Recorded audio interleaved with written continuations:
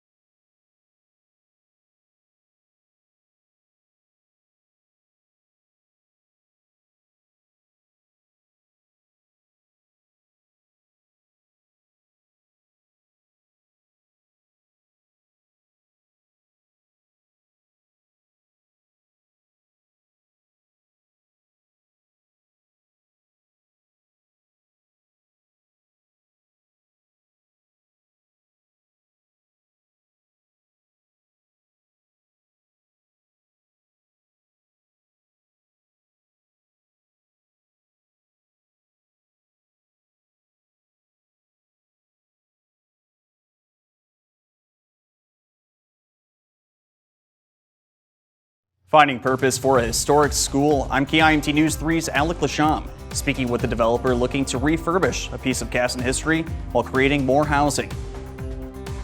And it certainly is bitterly cold out there, but I'm tracking slightly warmer conditions as we go into tomorrow, but also chances for snow. Plus, hundreds of Mayo Clinic nurses sign a petition. I'm KIMT News 3's Anthony Monzon speaking to a nurse about the actions they're demanding the medical giant take to address staffing shortages. KIMT News 3, coverage you can count on. This is KIMT News 3 at 10. Well, thanks for joining us for KIMT News 3 at 10. I'm Katie Lang. First tonight, temperatures are set to dip dangerously low this evening. KIMT Storm Team 3 Chief Meteorologist Aaron White joining us now. Aaron, just how low are temperatures going to go tonight? I will say, Katie, we are tracking temperatures possibly as cold as 20 below zero for some areas, so it's dangerously cold out there, and it's already not too far away from that. We have 17 below zero right now in Forest City. And with light winds and clear skies, our temperature is likely going to be dropping down to near 20 below zero for some areas in North Iowa, mainly because we had a bit more snow on the ground from last Friday's snow system that moved through, but still just very cold for pretty much everyone. 15 below zero right now in Albert Lee. We have 13 below in Austin. Taking a live look there over Mason City. Well, not much to say about it. It's very cold, 13 below right now. Luckily, there's no wind, so it doesn't feel as bad. It feels like 13 below zero, but we are still looking at possible wind chills as low as 30 below zero through tonight. Right now, 4 below in Rochester. We have wind chill advisories in effect through noon tomorrow for these very low wind chills down to about 30 below zero. But going into tomorrow, the wind will switch to the south. That's going to allow for warmer air, and then we are tracking our next chance of snow. I'll talk about that and let you know how much snowfall to expect in your area coming up.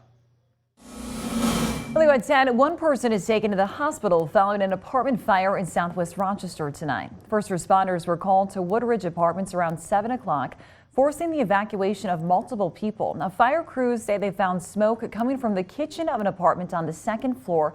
After forcing the unit's door open, crews found a victim inside who was transported to St. Mary's Hospital. The victim's condition is unknown at this time. New at 10, hundreds of Mayo Clinic nurses are demanding the healthcare giant take action to address what they call a staffing crisis. KIMT News 3's Anthony Monzon spoke with the Mankato RN who's calling for change. Anthony joins us live tonight in studio.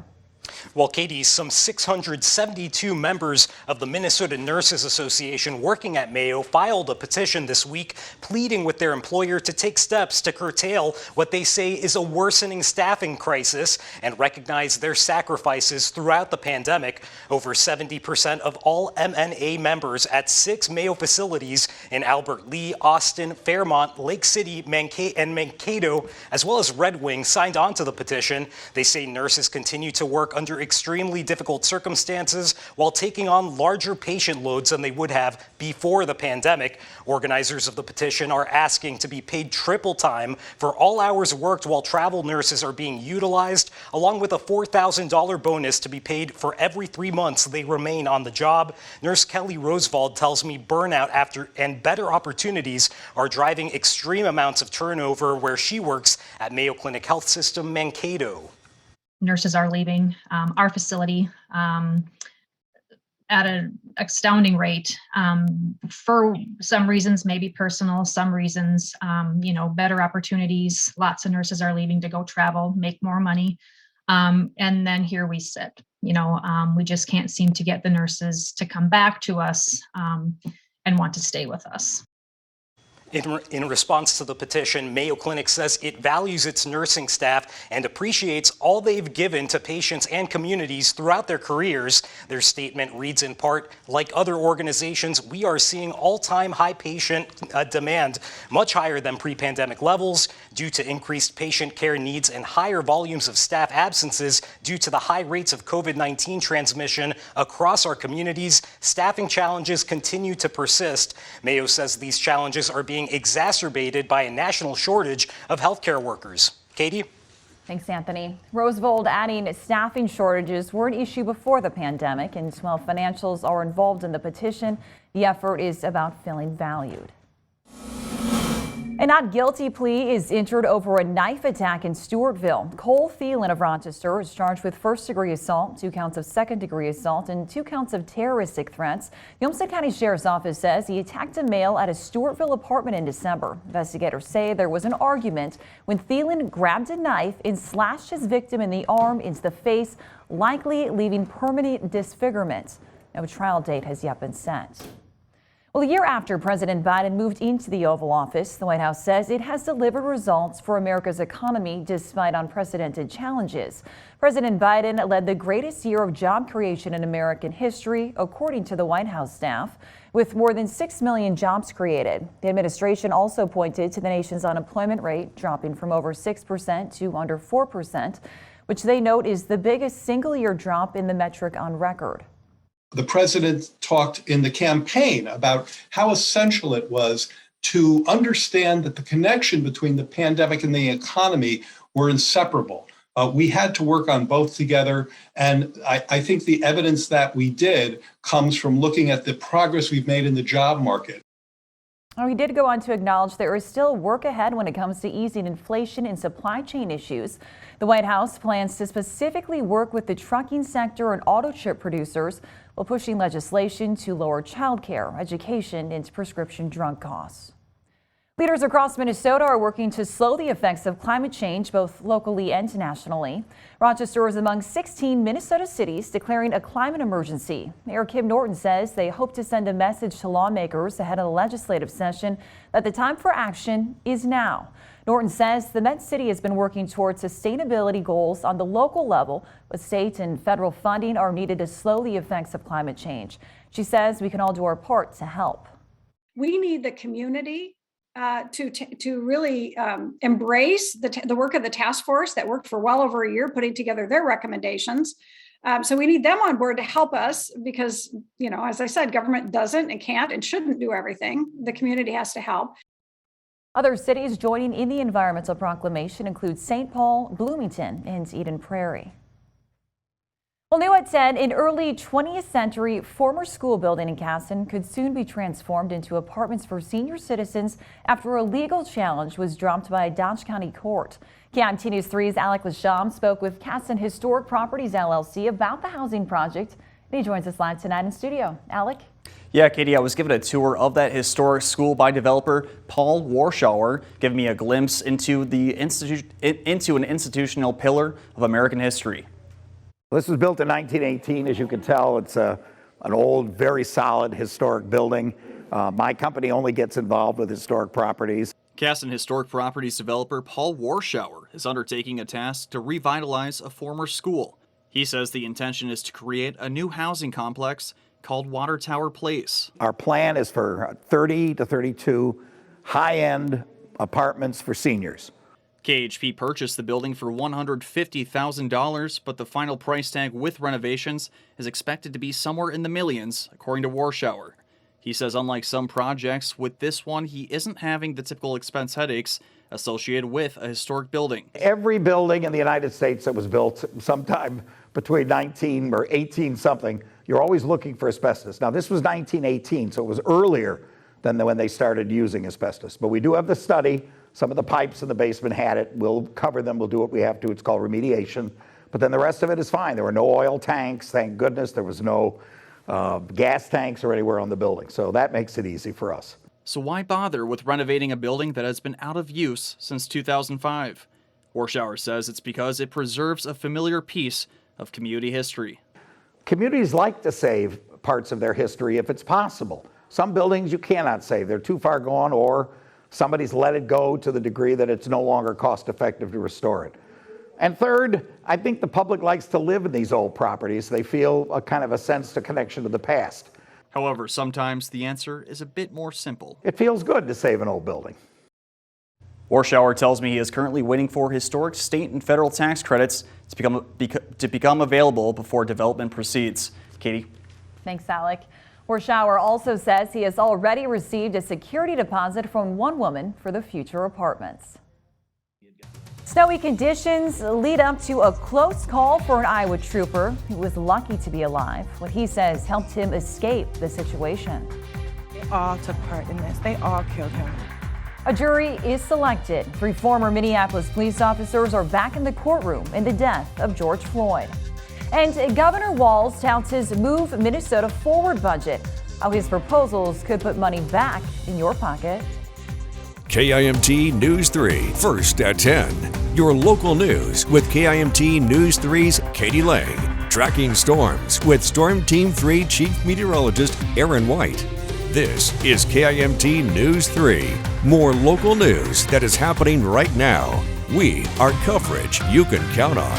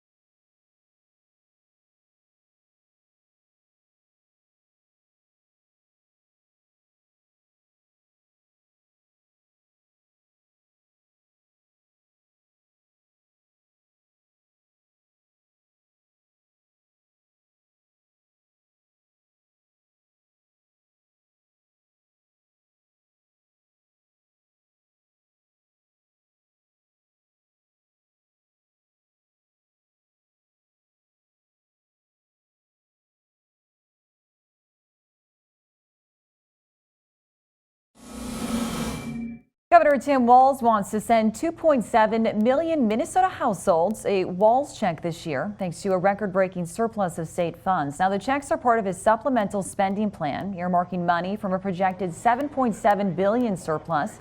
Now, some single filers would qualify for $150, while married couples that make up to a certain amount would get $350. He is also proposing $1,500 payments to frontline workers in sparing unemployment insurance tax hikes for businesses. Republicans are calling it an election year gimmick. Well, a jury was selected today in the federal trial of 3 former Minneapolis police officers facing civil rights charges in the George Floyd case. Mola Lengi takes us to St. Paul. Security teams patrolled the federal courthouse in St. Paul, where a jury has been selected in the trial of 3 former Minneapolis police officers. Thomas Lane, J. Alexander King, and Tu Tao are facing charges for their part in the deadly arrest of George Floyd. The 3 men are accused of willfully depriving Floyd of his civil rights, while their colleague, Derek Chauvin, kneeled on his neck. Find the defendant guilty. Courtroom cameras captured the moment Chauvin was convicted of murder last year, but this trial will not be broadcast. Attorney and legal analyst Joe Tamburino. What is the defense's argument?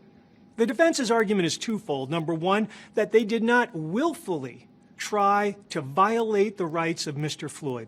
And secondly, that they had no part in what Mr. Chauvin was doing. Video of the deadly 2020 encounter shows the 3 defendants at the scene as Chauvin kneels on Floyd's neck. Lane and King had been patrol officers for less than a week. You know that. At the heart of the case is whether the defendants could and should have tried to stop Chauvin. At least one juror has already been excused after saying he made a personal choice to stop watching the video of Floyd's arrest. Floyd's partner, Courtney Ross, says the 3 officers are as responsible as Chauvin. They all took part in this. They all killed him. The former officers have all pleaded not guilty. If convicted, they could face up to life in prison. Mola Lengi. Well, opening statements are set for Monday morning. We track storms to alert you first. This is KIMT Storm Team 3. Weather coverage you can count on. We're joined now by KIMT Storm Team 3 Chief Meteorologist Aaron White. And Aaron, we're not just talking about the cold, but we're also talking about a chance of snow in the forecast. Yeah, we actually got a few chances of snow as we go through tomorrow evening and into the weekend. We could be talking about some accumulation as well. So sort of a lot of wintry weather on the way as we go into the weekend. But right now, just a lot of cold out there for tonight. We have wind chill advisories in effect through about noon tomorrow. We are tracking temperatures already down, well below zero. We're down to 17 below zero in a few places right now. Good news is the wind is light or even calm, so it doesn't feel as bad as it could be if we were talking about some wind across the area. But the wind will start to pick up out of the south going through tonight into tomorrow, and that's why we have that wind chill advisory in effect, as the wind chills could dip down into the 20s to near 30 below zero going through the overnight hours into the morning on Friday. But look at those temperatures. Yikes, it's cold out there. We got 17 below zero in Forest City right now, 11 below for Northwood, 14 below in Osage, 16 below zero right now in New Hampton in North Iowa. So very cold temperatures. You factor in the wind, well, there you go. We do have some wind chill values down to 35 below zero in Fairmont, about 14 below zero for Osage, because we again have basically no wind out there at the moment. High pressure is in control, clear skies, light winds, just very cold temperatures. 4 below zero right now in downtown Rochester. Live look there at Austin showing 13 below zero, clear skies for now. And as we go into the day tomorrow, as you're heading out the door, we're going to be tracking sunshine, but also very cold temperatures continue, still below zero through 10 a.m., 3 below zero. But notice our high, we actually warm back up and actually decently up to 14 degrees above zero. So it may actually feel a little bit better. South winds at 10 to 20 miles per hour are, to thank for that. With the sunshine as well, it will start to feel a little bit better going into your Friday. But then we're tracking clouds moving in. Snow showers arriving later in the evening after about 5 p.m. And the snow will continue into the early part of tomorrow night. Tracking at least some light accumulations, a dusting to an inch, not out of the question for all of North Iowa and Southeast Minnesota. And then yet another system rolling in for Saturday. That's going to arrive later in the day, bringing us some more accumulation and yet a third chance of snow going into Sunday night and Monday. So let's break it down here on Sky Tracker 3 for tomorrow morning. We have sunshine, clouds roll in during the afternoon, and here's that first chance of snow arriving by about 7, 8 o'clock. Very light in nature. It's going to be pretty, moving fairly quickly across the area, so it won't have time to really accumulate a lot of snowfall. So only a trace to an inch is expected. And then by Saturday, we see more snow overspread the area, still on the lighter side, but it will be a bit more widespread, and that could bring us another additional 1 to maybe up to 2 or 3 inches across the area going into Saturday evening and Saturday night. Talk about tomorrow, though. Looking at a general trace to an inch across most of the area, maybe a few places up to 2 inches. I think the better bet for that's going to happen is going to be further to the east into western parts of Wisconsin. But for tonight, just got to deal with those cold temperatures out there. 14 below zero. A few places with more snow on the ground could be dipping down to near 20 below zero for tonight. South winds will help to warm us up into tomorrow. 14 degrees by the afternoon.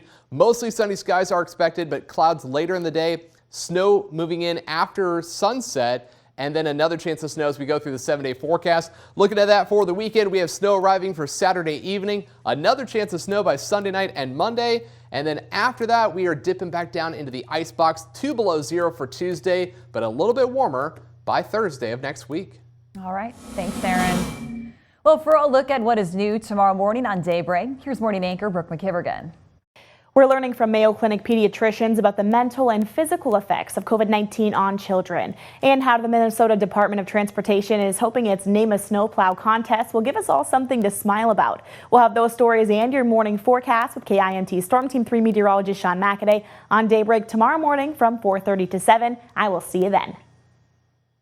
An Iowa State lieutenant is thankful to be alive after a close call while responding to an accident last week. During last Friday's snowstorm, State Patrol Lieutenant Dana Knutson responded to a semi that had slid off into the median of Interstate 35 near Mason City. He was waiting for a tow truck when another semi slid off and clipped the back of his squad car. Knutson telling KIMT News 3's Alex Jurgens that training he received over the years played into getting out of a situation that he says could have been much, much worse. My training officers over the years had told me the same thing, always watch behind you, have a plan of escape, try and get away from it, know what you're going to do in case something like this happens. So give yourself a better chance. And that all played out that day. Fortunately, Knutson only sustained minor injuries. His patrol car has been replaced and he is back to work. Still to come, pond hockey and snow sculpting. Sounds pretty Minnesotan, eh? A look at where you can take in the action with 2 big events taking place in Minnesota.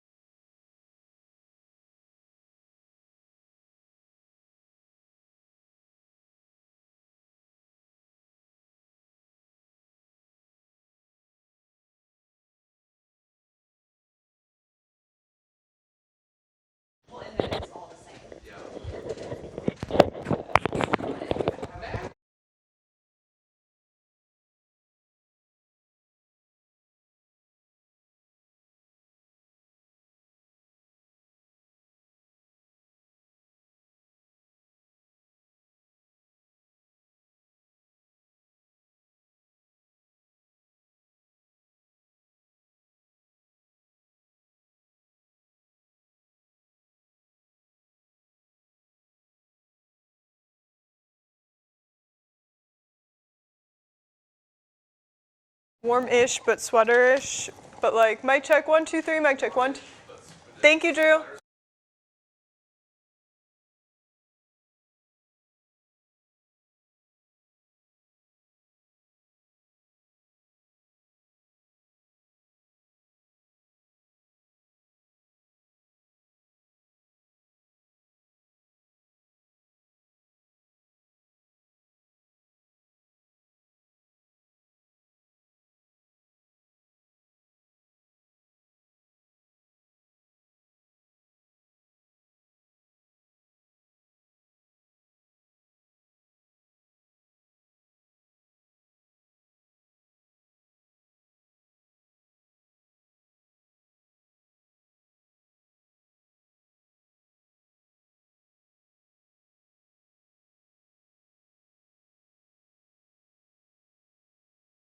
Our local pride in bundling up to head outside in the cold is getting international attention this week. Two big winter events are drawing participants from around the region, even the world.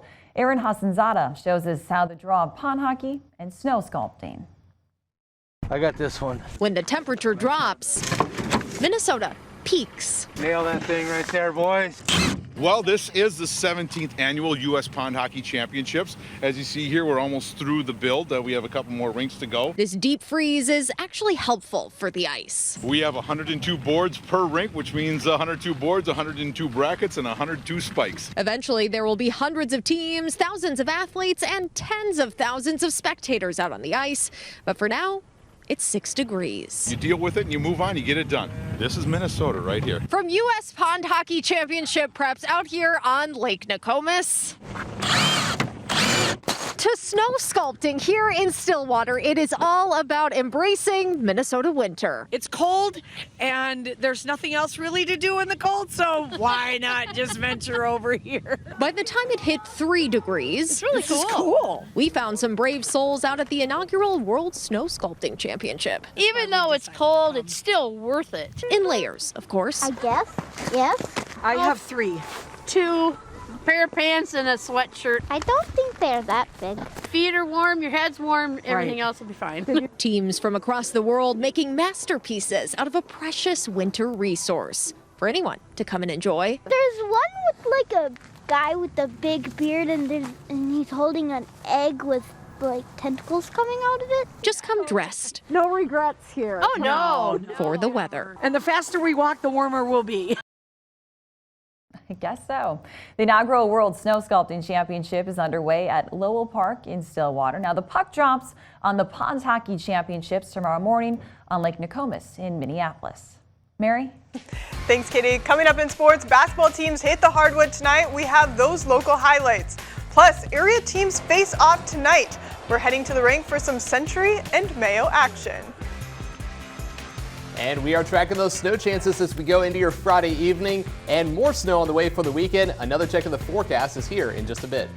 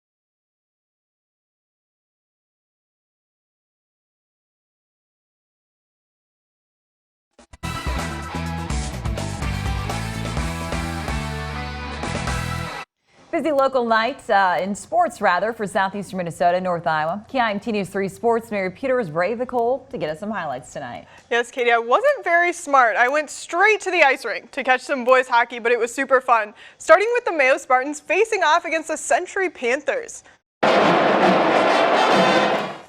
Even the Mayo band was there ramping up that student section. Take a look at this first goal. Shot from the blue line, gets past 6 players, including the goalie. Alex McGain gets that one. Mayo leads 1-0. And Ethan Dennis gets there right in time. He finds the back of the net. The Spartans lead 2-0. And Panthers' Aiden Emmerich gets to the puck. He shoots and he scores. At the end of the first period, Mayo leads 5-1. The Spartans would come away with a huge win in this one, 9-3. Let's take a look at some girls hockey scores. The Albert Lee Tigers get the win over the Austin Packers 5-2. Mayo loses to CFM in overtime 2-1. Switching to the hardwood, let's talk some girls hoops. The Dover Yoda Eagles traveled to Stewartville to take on the Tigers. Stewartville had the lead at the half, but by just 2 points. The Eagles find Olivia Riley on the perimeter. She nails that 3. Stewartville leads by just 1, 42-41. Tigers' Lauren Buckmeyer open in the corner. She drains the triple. That extends the lead to 4 for Stewartville. And take a look at this one. Off the inbounds, Riley gets the ball back, and she makes another 3. Dover Yoda leads by 8 with just under 9 minutes to go in the game. The Eagles pull away big in this one, beating Stewartville 86-63. Here's a look at a few more scores in girls hoops in Southeastern Minnesota. Hayfield holds on to its undefeated season, knocking off Medford 78-68. Alden Conger Glenville Emmons hangs on to get the win over Martin County 54-52. And taking a look at girls hoops in North Iowa, St. Ansgar won big over Lyle Pacelli from Minnesota 59-36. For boys basketball in Southeastern Minnesota, Grand Meadow knocked off Blooming Prairie 61-49. The Lanesboro Burros got a win over Alden Conger 65-30. Here's a boys basketball game in North Iowa. The St. Ansgar Saints lost big to the Lyle Pacelli Athletics from Minnesota 52-33. We'll have all of these scores and more on KIMT.com.